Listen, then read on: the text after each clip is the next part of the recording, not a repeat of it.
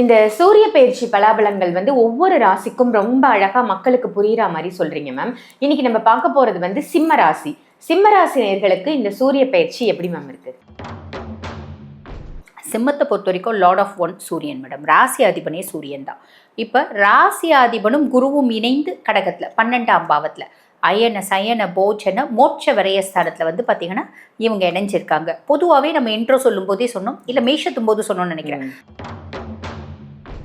என்ன தோத்தாலோ எவ்வளோ பார்த்தீங்கன்னா அவங்க கீழே போயிட்டாலும் திருப்பி வந்துருவாங்க.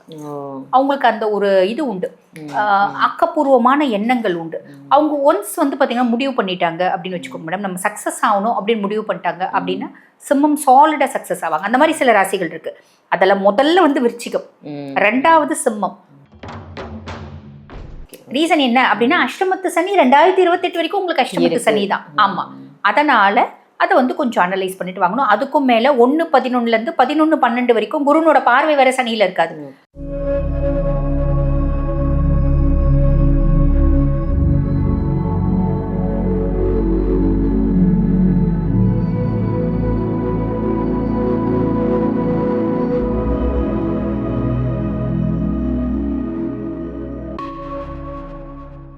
ஜோதிடம் கற்க ஆசையா?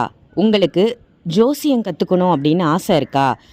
நிச்சயமாக கற்றுக்கலாங்க. உங்களுடைய ஜாதகத்தையும் உங்களுடைய உறவுகளுடைய ஜாதகத்தையும் பார்ப்பதற்காகவே நீங்கள் ஜோதிடம் கற்றுக்கலாம். ஜோதிடம் கற்றுக்கிறதால எண்ணற்ற பலன்கள் கிடைக்கும். பிரபல ஜோதிட சிரோன்மணி டாக்டர் தீபா அருளாளன் மேம் கிட்ட நீங்கள் ஜோதிடம் கற்றுக்கணும் அப்படின்னு ஆசைப்பட்டீங்கன்னா ஜோதிட வகுப்புகள் ஆரம்பிக்க போகுது. கூடிய விரைவிலேயே அதற்கு முன்பதிவு செய்வதற்கு வீடியோவில் தெரிகிற நம்பருக்கு கால் பண்ணி உங்கள் பேரை ரெஜிஸ்ட்ரேஷன் பண்ணிக்கோங்க. நீங்களும் ஜோதிடர் ஆகலாம். ஜோதிடம் கற்றுக்கிட்டு உங்களுக்கும் உங்கள் உறவுகளுக்கும் நீங்கள் ஜோதிடம் ரொம்ப ஈஸியாக பார்த்துக்கலாம். ஆன்மீக பரிகார நேயர்கள் அனைவருக்கும் அன்பான வணக்கங்கள். இன்னைக்கு நம்ம யாரை சந்திக்க வந்திருக்கோம், என்ன தெரிஞ்சுக்க வந்திருக்கோம் அப்படின்னு பார்த்தீங்கன்னா அஸ்ட்ராலஜர் டாக்டர் தீபா அருளாளன் மேடம் தான் சந்திக்க வந்திருக்கோம். ஒரு அற்புதமான பயிற்சி ஜூலை மந்த் நடக்க இருக்கு. அதுதாங்க சூரிய பயிற்சி. சூரிய பகவானோட பயிற்சியை பத்தியும் ஒவ்வொரு ராசிக்குமான பலாபலன்களை பத்தியும் தான் இன்னைக்கு நமக்கு தீபா அருளாளன் மேடம் சொல்ல வந்திருக்காங்க. முழு பதிவையும் பாருங்க. வணக்கம் மேம். வணக்கம் மேம், எப்படி இருக்கீங்க? நல்லா இருக்கேன் மேம், நீங்க நல்லா இருக்கீங்க? நல்லா இருக்கேன். சொல்லுங்க மேம், இந்த சூரிய பயிற்சி அப்படின்றது என்ன? சூரிய பயிற்சியால என்னென்ன ராசிகளுக்கு என்னென்ன மாதிரியான மாற்றங்கள் நடக்க போகுது? பொதுவாக பார்த்தீங்கன்னா மேடம், சூரியன் ஒவ்வொரு ராசியிலையும் ஒரு மாதம் சஞ்சாரம் பண்ணுவார். மாதம் சூரிய பயிற்சி அப்படின்றது வரும்.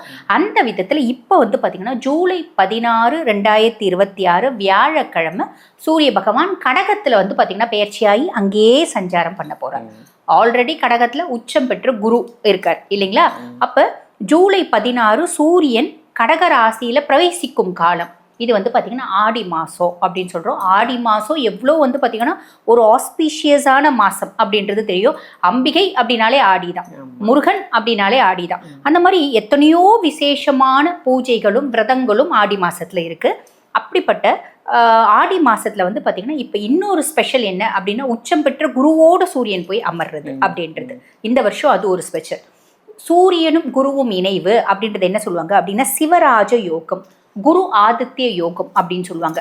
இந்த பொதுவாக சிவராஜ யோகத்தினால என்ன மாதிரி நற்பலன்கள் வரும் அப்படின்னா அரசு சார்ந்த யோகங்கள் அப்படின்றது வந்துடும். இப்போ எனக்கு அரசு சார்ந்த யோகங்கள் வருமா, உங்களுக்கு அரசு சார்ந்த யோகங்கள் வருமா?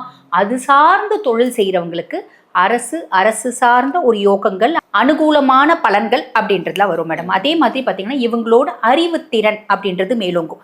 பொதுவாக ஒரு ஜாதகத்தில் குரு ஆதித்ய யோகம் இருக்குது அப்படின்னா கூட அந்த ஜாதகரோட அறிவாற்றல் அப்படின்றது பன்மடங்காக இருக்கும். இது ஒரு ப்ளஸ் அப்படின்னு சொல்லலாம். அதே மாதிரி சமூகத்தில் அவங்களுக்குன்னு ஒரு அந்தஸ்து, மரியாதை, மதிப்பு, கௌரவம் இது எல்லாமே இருக்கும். அப்போ ஆன்மீகம் சம்பந்தப்பட்ட நாட்டம் அப்படின்றதுக்கும் இந்த மாதிரி நிறைய பார்த்தீங்கன்னா நிறைய ராசிகளுக்கு இந்த சிவராஜ யோகம், குரு ஆதித்ய யோகம் கொடுக்க தான் போகுது, மாற்றுக்கருத்தே கிடையாது. அதுக்கும் மேலே பொதுவாக இந்த சிவராஜ யோகம் அப்படின்றது தரம் இருக்கா அப்படின்னா இருக்குதான் மேடம். எப்படி அப்படின்னா பொதுவாக இந்த மறைவு ஸ்தானங்களில் 6, 8, 12 இந்த மாதிரி பாவங்களில் குருவும் நம்மளுக்கு பார்த்தீங்கன்னா சூரியனும் இணைவு அப்படின்றது அந்த யோகத்தினுடைய பலன்களை கம்மியாக கொடுக்கும், குறைக்கும் அப்படின்னு சொல்ல. ஆனால் அந்த யோகத்தினுடைய இம்பாக்ட் இருக்கும். அப்போ ரொம்ப எளிமையாக சொல்லணும் அப்படின்னா இந்த குரு ஆதித்ய யோகம், சிவராஜ யோகம் எல்லா ராசிகளுக்கும் ஏதோ ஒன்று இவ்வளோண்டு நல்ல பலன், இல்லை இவ்வளோ நல்ல பலன் அப்படின்றது கொடுக்க தான் போகுது. Super ma'am. இந்த சூரிய பயிற்சியில ஒரு அற்புதமான யோகம் எல்லா ராசிக்கும் கிடைக்க போகுது அப்படின்னு சொல்லியிருக்கீங்க. இப்ப நம்ம வந்து ஒவ்வொரு ராசிக்குமா அந்த யோகம் வந்து நீங்க சொன்ன மாதிரி இவ்வளவா இல்ல இவ்ளோ கொடுக்க போகுதா அப்படின்றத பாத்துடலாம் மேம். இந்த சூரிய பயிற்சி பலாபலங்கள் வந்து ஒவ்வொரு ராசிக்கும் ரொம்ப அழகா மக்களுக்கு புரியுற மாதிரி சொல்றீங்க மேம். இன்னைக்கு நம்ம பார்க்க போறது வந்து சிம்ம ராசி. சிம்ம ராசி நேயர்களுக்கு இந்த சூரிய பயிற்சி எப்படி மேம் இருக்கு? சிம்மத்தை பொறுத்த வரைக்கும் லார்ட் ஆஃப் ஒன் சூரியன் மேடம். ராசி அதிபனே சூரியன் தான். இப்போ ராசி அதிபனும் குருவும் இணைந்து கடகத்தில் 12ஆம் பாவத்தில் அயன சயன போஜன மோட்ச விரயஸ்தானத்தில் வந்து பார்த்தீங்கன்னா இவங்க இணைஞ்சிருக்காங்க. பொதுவாகவே நம்ம இன்ட்ரோ சொல்லும் போதே சொன்னோம், இல்லை மேஷத்தும் போது சொன்னோம்னு நினைக்கிறேன். 6, 8, 12 போகுது இந்த சிவராஜ யோகம் வருது, மறைவு ஸ்தானங்களில் வருது. அப்படின்னும் போது ஒரு பெரிய போராட்டம் இருக்கும். அந்த போராட்டத்துக்கு அப்புறம் வெற்றி கனி அப்படின்றது கிடைக்கும். இப்போ சிம்மத்துக்கு அப்படிதான். சிம்மம் யோசிப்பாங்க, திடீர்னு நல்லா இருக்குன்றாங்க, திடீர்னு போராட்டம் இருக்குன்றாங்க அப்படின்னு. பொதுவாக வந்து பார்த்தீங்கன்னா மேடம், சிம்மம் வந்து எவ்வளோ அடிச்சாலும் தாங்குவோம் நாங்கள். அதுதான் சிம்மம். சிம்மத்துக்கு வந்து அந்த தோல்விகளை அக்செப்ட் பண்ணவே மாட்டாங்க. தோத்துட்டாலும் கீழே விழுந்தாலும் எங்களுக்கு மீசையில மண்ணு மொட்டலப்பா அப்படின்னு சொல்லுவாங்க பார்த்தீங்களா, அதெல்லாம் சிம்மம். என்ன தோத்தாலும் எவ்வளோ வந்து பார்த்தீங்கன்னா அவங்க வந்து கீழே போயிட்டாலும் திருப்பி வந்துருவாங்க. அவங்களுக்கு அந்த ஒரு இது உண்டு, ஆக்கப்பூர்வமான எண்ணங்கள் உண்டு. அவங்க ஒன்ஸ் வந்து பார்த்தீங்கன்னா முடிவு பண்ணிட்டாங்க அப்படின்னு வச்சுக்கோங்க மேடம், நம்ம சக்ஸஸ் ஆகணும் அப்படின்னு முடிவு பண்ணிட்டாங்க அப்படின்னா சிம்மம் சாலிடாக சக்ஸஸ் ஆவாங்க. அந்த மாதிரி சில ராசிகள் இருக்கு. அதில் முதல்ல வந்து விருச்சிகம், 2வது சிம்மம், 3வது மேஷம் அப்படின்னு சொல்லலாம். இவங்கெல்லாம் வந்து பார்த்தீங்கன்னா ரொம்ப வந்து அவங்க என்ன நினைக்கிறாங்களோ அதை செஞ்சிடுவாங்க. மேக்சிமம் தப்பாக நினைக்க மாட்டாங்க, தப்பான விஷயத்துக்கு போக மாட்டாங்க, நியாயமாக தான் இருப்பாங்க. எல்லா ராசிலையும் அதுக்கு மேலே கொஞ்சம் கொஞ்சம் குறுக்கொழியில் போகிறவங்க இருக்காங்க, அது ரொம்ப கம்மி. அதை பற்றி நம்ம யோசிக்க வேண்டாம். பெரும்பாலும் நேர்வழியில தான் போவாங்க. யாரையும் ஏமாற்ற தெரியாது, யாரையும் கெடுக்க தெரியாது, யாருக்கும் துரோகம் பண்ண தெரியாது, யாரோட காசையும் ஆசைப்பட்டு அமுக்க தெரியாது, யாரையும் ட்ராப் பண்ண தெரியாது. இந்த மாதிரி கேவலமான டாக்டிக்ஸ்லாம் தெரியாது. இப்போ வந்து பார்த்தீங்கன்னா 12ஆம் பாவத்தில் இந்த சிவராஜயோகம் ரொம்ப நாளாக எனக்கு ஆசை. நான் வந்து பார்த்தீங்கன்னா வெளிநாடு டூர் போயிட்டு வரணும், ஆஸ்திரேலியா டூர் போயிட்டு வரணும்னு ஆசைப்பட்டேன். போகிறதுக்கான ஒரு ஆப்பர்ச்சுனிட்டி கிடைக்கும். வெளிநாட்டில் போயிட்டு எனக்கு தெரிஞ்சது வெளிநாடுன்னா பத்துமலை முருகன் தான். ஏன்னா எனக்கு அவர் ரொம்ப பிடிக்கும். அதனால பத்துமலை முருகனை போய் பார்க்கணும்னு ஆசைப்பட்டேன். அழகாக போய் பார்த்துட்டு வரலாம். இந்த மாதிரி நம்மளோட எண்ணங்கள் தானே மேடம் வார்த்தைகளா வரும். எனக்கு பத்துமலை முருகன் பிடிக்கும், என்ன பிடிக்கும் அவங்க மனசு. அதுதான் அந்த மாதிரி அவங்களுக்கு என்ன ஆசைகள் இருக்கு. 12ஆம் பாவம் அப்படின்றதுனாலே பரதேசம். இப்போ ரொம்ப நாளாக வெளிநாட்டுக்கு வீசா கிடைக்காம நான் கஷ்டப்பட்டு இருக்கேன் அப்படின்னா நிறைய சிம்மராசிக்கு வீசா கிடைக்கும். ஆனால் போகணுன்ற எண்ணம் இருக்கு உங்களுக்கு. போகணுன்ற எண்ணம் இல்லாதவங்களுக்கு இது வந்து பொருந்தாது. அதே மாதிரி பார்த்தீங்கன்னா 5 ஸ்டார் ஹோட்டலில் போய் சாப்பிடணும், நல்ல கம்ஃபர்டான வாழ்க்கை வாழணும், எனக்குன்னு ஒரு காடி, ஒரு வண்டி, அது வந்து சூப்பரான லக்ஸரியஸ் வண்டியாக வாங்கணும், தாராளமாக வாங்கணும். ஆனால் அஷ்டமத்து வாங்கலாம், தப்பு இல்லை. ஆனால் அஷ்டமத்து சனியில் இருக்கீங்க அப்படின்றத புரிஞ்சுக்கணும். வசதி வாய்ப்பு இருக்கவங்க பிரச்சனை இல்லை மேடம்.